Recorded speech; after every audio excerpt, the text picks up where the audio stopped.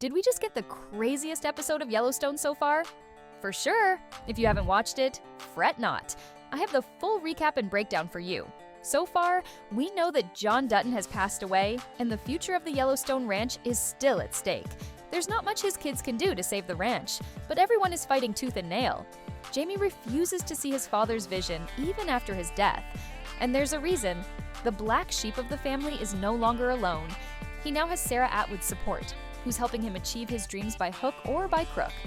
Well, mostly by crook. Amid all this, Beth and Kayce aren't convinced that their father could take his own life, and both of them suspect Jamie to be behind his death. However, they don't have any evidence to back their claim. In the latest episode, we finally get the evidence, but it may be too late. Before I start my quick recap of Yellowstone Season 5 Part 2's Episode 11 and go into the full breakdown, I have to remind my regular viewers to hit that like button to support this channel. If you're new to the modern Cowgirl, do subscribe to the channel because we have tons of Yellowstone content planned for this week.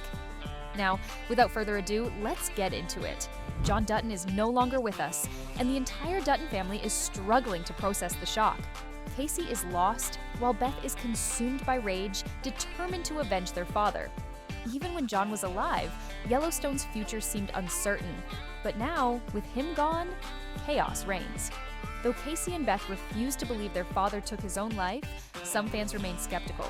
Could John Dutton have been so devastated by his son's betrayal that he ended it all himself? Unlikely, but definitely not something to completely overlook.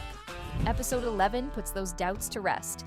John Dutton was in fact assassinated in a meticulously planned high-profile murder. Long before he was taken out, both Beth and Kayce sensed deep down that something was terribly wrong. 3 men dressed in all black are shown sneaking into John Dutton's home, shooting him point blank in the head. This scene is a bit triggering, so don't watch if you're squeamish or love the Duttons as much as I do.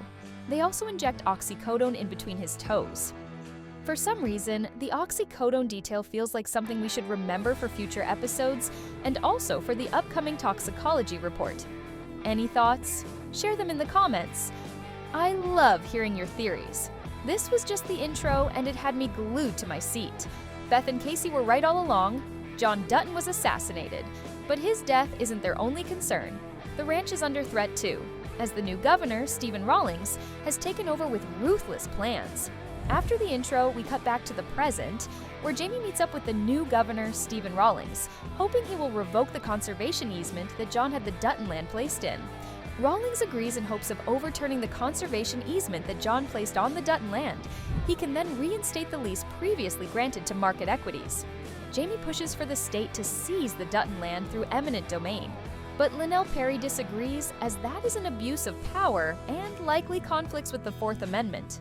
Looking at this meeting, the viewers are not surprised that Jamie is on board with Rawlings' vision to turn Montana's Paradise Valley into a tourist hotspot.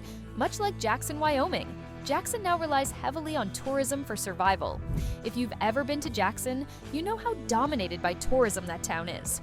Locals are priced out and have to live over the mountain pass in Driggs, Idaho to afford any sort of reasonable housing. And rich families dominate the landscape with their second or third homes, while bachelorette parties and tourists flood the town square every night.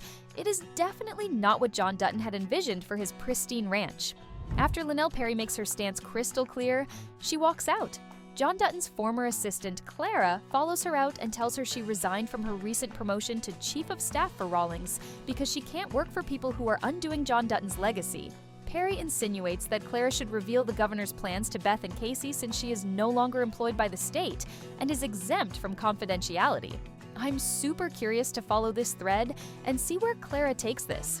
The girl has morals and gumption, and I can't wait to see how she handles this new information.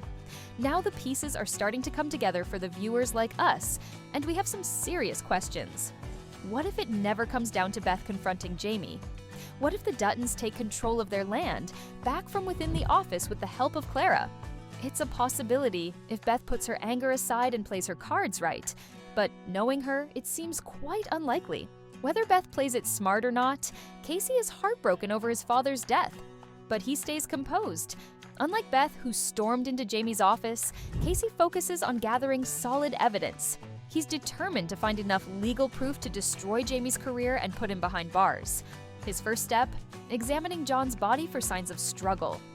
It's a painful moment for Kayce, watching his father's lifeless body inspected, but it pays off. The medical examiners confirm what he suspected. John didn't take his own life. While this should be enough to reopen the case, Kayce isn't stopping there. He's searching every nook and cranny for evidence to prove that his father was a brave man who would never take his own life. But maybe I spoke too soon about him staying composed. After all, rage and passion runs deep in Dutton blood. Kayce now has enough to believe that Beth may have been right all along about Jamie. After all, who would have a bigger motive to kill John Dutton than his own son? With John gone, Jamie stands to gain wealth and power, and it seems Kayce finally realizes it too. But when he confronts his brother, he gets nothing. Jamie completely denies having anything to do with their father's death. I love this scene, but I wish Kayce had been harder on him. He always tries to see the good in people, but how many chances does Jamie really deserve? As viewers, we hate Jamie, and we can't wait to see him get what's coming. Meanwhile, the new governor announces he's reinstating the lease on John Dutton's land. Jamie's thrilled, but his happiness is short-lived. The governor also removes Jamie from all cases related to John Dutton's death. That means Jamie can't touch his father's will while the investigation remains ongoing. Even worse, the new governor will take his place in meetings for the airport with market equities. Right after this intense confrontation, things start moving fast. Episode 11 might seem early to solve the mystery of John Dutton's death, but we're definitely getting closer. When Sarah learns that the case has been reopened, she panics. Something we've never seen from her before. The always composed, powerful woman finally starts to crack. Her usual confidence is gone, and she's resorting today drinking to escape the stress, but it's not helping. To make matters worse, she's completely on her own. The people who helped her take down John Dutton are nowhere to be found. This episode brings much-needed peace to my heart, seeing Sarah unravel and the Dutton siblings finally gaining clarity about their father. While the killer isn't behind bars yet, things are slowly looking up for them in Yellowstone. For instance, Thomas Rainwater is no longer trying to take over the ranch. Instead, he extends an olive branch, urging Beth to reach out if she has any ideas to save the land. Is anyone else thinking what I'm thinking? It feels like Rainwater might already have a solution, but wants Beth to believe it was her idea before suggesting it himself. Last week's video was flooded with comments about donating the ranch to the tribe to preserve its pristine state and keep it intact forever, but legal hurdles made it seem impossible. I'm not sure if that's changed, but I guess we'll have to keep watching to find out. One might think this calm and serene moment hints at a more peaceful ending, but it's just the calm before the storm. The Dutton siblings are not only fighting to keep their legacy alive, but also dealing with their own personal struggles. Kayce, for instance, is still torn between stepping into his father's shoes or putting his family first. However, it's Jamie and Sarah who have even bigger problems on their plate. Back at Sarah's home, things have still not calmed down. Instead, Jamie shows up at her home, blaming her for his downfall. Sarah tells him how he's not getting the short end of the stick no matter what. Even if things go south, it's Sarah whose head is on the chopping block. She's not wrong. No one knows for sure who killed John yet, and if Sarah never reveals her true motives, Jamie can't even be charged as an accomplice. Given how close Jamie and Sarah have become, it's unlikely she'd pull him into the mess. So, she's right when she says Jamie is safe in all scenarios, but their confrontation takes a wild turn when Jamie slaps Sarah. However, she's not one to back down. She quickly slaps him back and walks out on him. While driving away, she gets a call from Jamie, who acknowledges her efforts and sincerely apologizes. But their tragic love story comes to an end in a shocking way. Sarah gets greeted by a random couple at a stoplight while she is on the phone with Jamie, who first asks for directions and then asks her if she's Sarah Atwood. When she responds, the man shoots multiple bullets at her, killing her on the spot. Now, that was an ending I did not see coming. Sarah is finally out of the picture, which leaves Jamie out in the open with no one to protect him from whatever Beth has planned for him. Jamie may be a smart businessman, but it was Sarah who orchestrated all the strategies, keeping Jamie in the game. He realizes this and is now in a full spiral as he was on the phone with Sarah when all of this went down. In the next episode, we'll find out how Jamie deals with his grief while fighting what's next. With the murder investigation ongoing, Jamie is certainly going to find himself in some trouble. Meanwhile, Beth's vendetta against Jamie shows no signs of slowing down, and her next move could prove devastating. The power struggle within the Dutton family is about to reach its boiling point. We'll watch it all unfold together in episode 12, which I will be reviewing and explaining for all of you next week.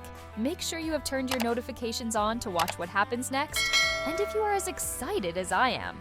If you liked this video, please give it a thumbs up and let me know in the comments what you think about Sarah's ending in Yellowstone.